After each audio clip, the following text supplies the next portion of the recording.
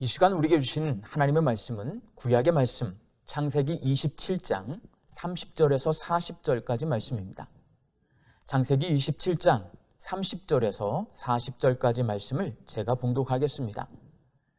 이삭이 야곱에게 축복하기를 마침에 야곱이 그의 아버지 이삭 앞에서 나가자 곧 그의 형 에서가 사냥하여 돌아온지라. 그가 별미를 만들어 아버지에게로 가지고 가서 이르되 아버지여 일어나서 아들이 사냥한 고기를 잡수시고 마음껏 내게 축복하소서. 그의 아버지 이삭이 그에게 이르되 너는 누구냐? 그가 대답하되 나는 아버지의 아들 곧 아버지의 맏아들 에서로소이다. 이삭이 심히 크게 떨며 이르되 그러면 사냥한 고기를 내게 가져온 자가 누구냐? 내가 오기 전에 내가 다 먹고 그를 위하여 축복하였은즉 그가 반드시 복을 받을 것이니라. 에서가 그의 아버지의 말을 듣고 소리내어 슬피 울며 아버지에게 이르되 내 아버지여 내게 축복하소서. 내게도 그리하소서. 이삭이 이르되 내 아우가 와서 속여 내 복을 빼앗았도다. 에서가 이르되 그의 이름을 야곱이라 함이 합당하지 아니하니까 그가 나를 속임이 이것이 두 번째니이다. 전에는 나의 장자의 명분을 빼앗고 이제는 내 복을 빼앗았나이다. 또 이르되 아버지께서 나를 위하여 빌 복을 남기지 아니하셨나이까. 이삭이 에서에게 대답하여 이르되 내가 그를 너의 주로 세우고 그의 모든 형제를 내가 그에게 종으로 주었으며 곡식과 포도주를 그에게 주었으니 내 아들아 내가 내게 무엇을 할 수 있으랴. 에서가 아버지에게 이르되 내 아버지여 아버지가 빌 복이 이 하나뿐이니까 내 아버지여 내게 축복하소서. 내게도 그리하소서 하고 소리를 높여 우니 그 아버지 이삭이 그에게 대답하여 이르되 내 주소는 땅의 기름짐에서 멀고 내리는 하늘 이슬에서 멀 것이며 너는 칼을 믿고 생활하겠고 내 아우를 섬길 것이며 내가 매임을 벗을 때에는 그 멍에를 내 목에서 떨쳐버리리라 하였더라. 아멘. 조선을 건국한 태조 이성계는 조선 건국 이전에 혼인을 2번 했습니다. 아직 이름이 알려지지 않은 무명장수 시절에는 부인 한씨랑 혼인했고 실력 있는 장수로 인정받은 이후에는 정략적으로 고려의 명문가 집안의 딸이었던 부인 강씨랑 혼인했습니다. 그런데 슬하에 6명의 아들을 둔 첫째 부인 한씨가 조선 건국 이전에 세상을 떠나서 둘째 부인인 강씨가 조선의 첫 번째 왕비가 되고 부인 강씨가 낳은 이성계의 막내 아들 이방석이 세자로 책봉됩니다. 이렇게 자기들보다 훨씬 나이 어린 막내 동생이 세자로 책봉되자 형들인 부인 한씨의 6 아들들이 불만을 품게 되었고 그 가운데 5째 아들인 이방원을 주축으로 왕자의 난을 일으켜서 세도가였던 정도전 일파와 세자를 죽이고 이방원의 둘째 형인 이방과가 세자가 됩니다. 일반적인 가정에서는 형제들끼리 이렇게 죽고 죽이는 일이 없지만 왕과 같은 권력가 집안이나 재물이 많은 재벌가에서는 권력과 재산을 차지하기 위해 형제들 사이에 살벌한 다툼이 일어납니다. 오늘 본문 말씀에서 이삭의 쌍둥이 아들인 에서와 야곱이 그와 비슷한 다툼을 벌이고 있습니다. 지금은 부모 재산을 형제 자매가 n분의 1로 똑같이 나누고 재벌의 경영권도 큰아들이 아닌 능력 있는 자녀에게 승계되지만 이삭 당시의 세상은 큰아들의 세상입니다. 장남은 동생보다 2배 많은 재산을 분배받고 집안의 모든 일을 결정하는 권한도 계승합니다. 그리고 이삭이 아들을 축복한 것처럼 그 집안의 축복권도 이어받습니다. 에서와 야곱은 쌍둥이지만 에서가 형이기 때문에 장자권이 에서에게 있습니다. 그래서 나이 들어 쇠약해진 아버지 이삭은 자기가 가진 모든 권한을 장남 에서에게 넘겨주기로 마음먹고 짐승을 사냥해서 요리를 만들어 오라고 시켰습니다. 그러나 에서가 사냥하러 간 사이에 어머니 리브가와 둘째 아들 야곱이 아버지 이삭을 속이고 동생 야곱이 형 에서 대신 아버지에게 축복을 받았습니다. 야곱은 에서의 뒤꿈치를 붙잡고 태어날 정도로 엄마 뱃속에서부터 장자권에 대한 욕심이 있었습니다. 배고픈 형 에서에게 팥죽 한 그릇을 주면서 장자권을 달라고 흥정할 정도로 그가 장성한 후에도 장자권에 대한 욕심을 포기하지 않았습니다. 사람은 누구나 욕심을 가지고 있고 내 마음속에 욕심이 생기는 것은 죄가 아니라 사람의 본능입니다.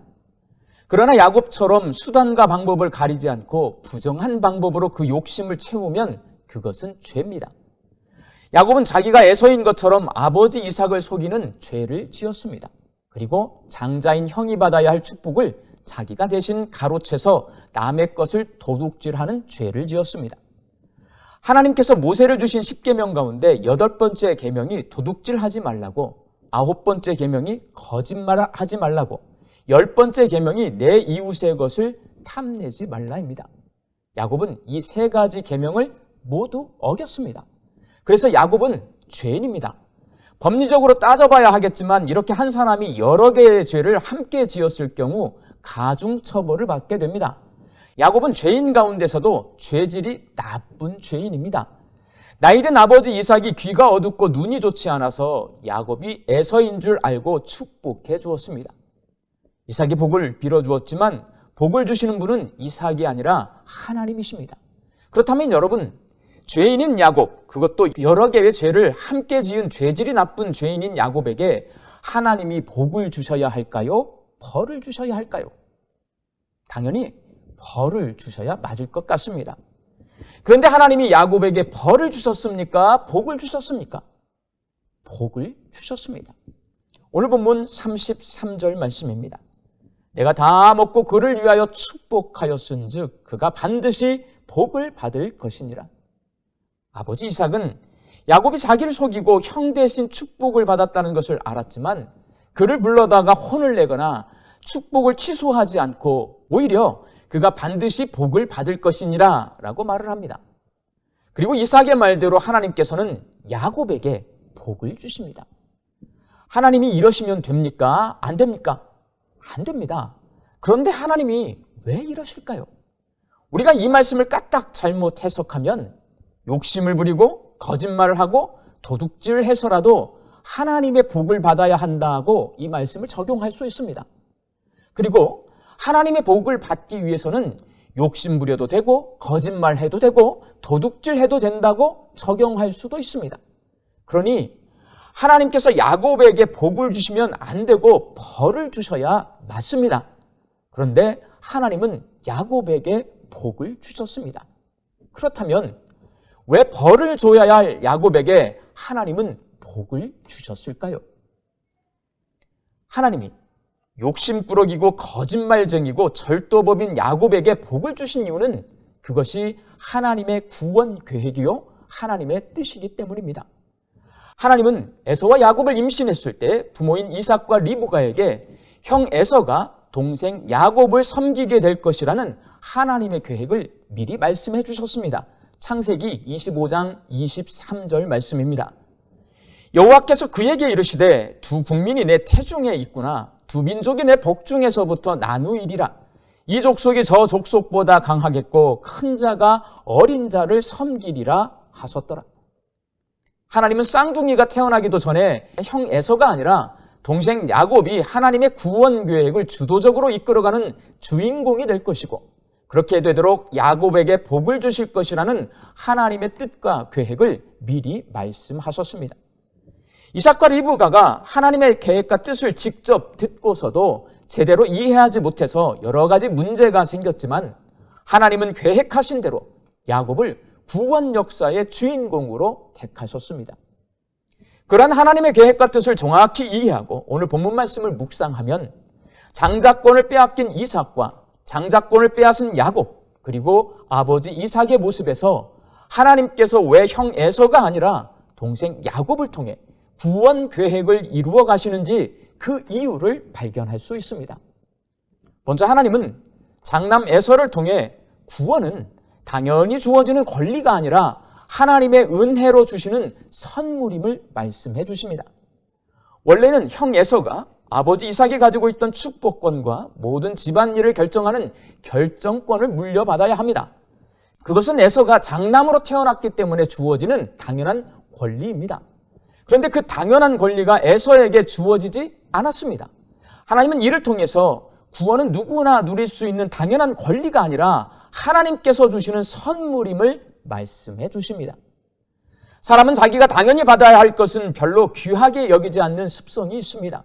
자기가 당연히 장자의 권리를 누릴 수 있을 것으로 생각하는 에서는 장난스럽게 팥죽 한 그릇의 장자권을 동생 야곱에게 넘깁니다.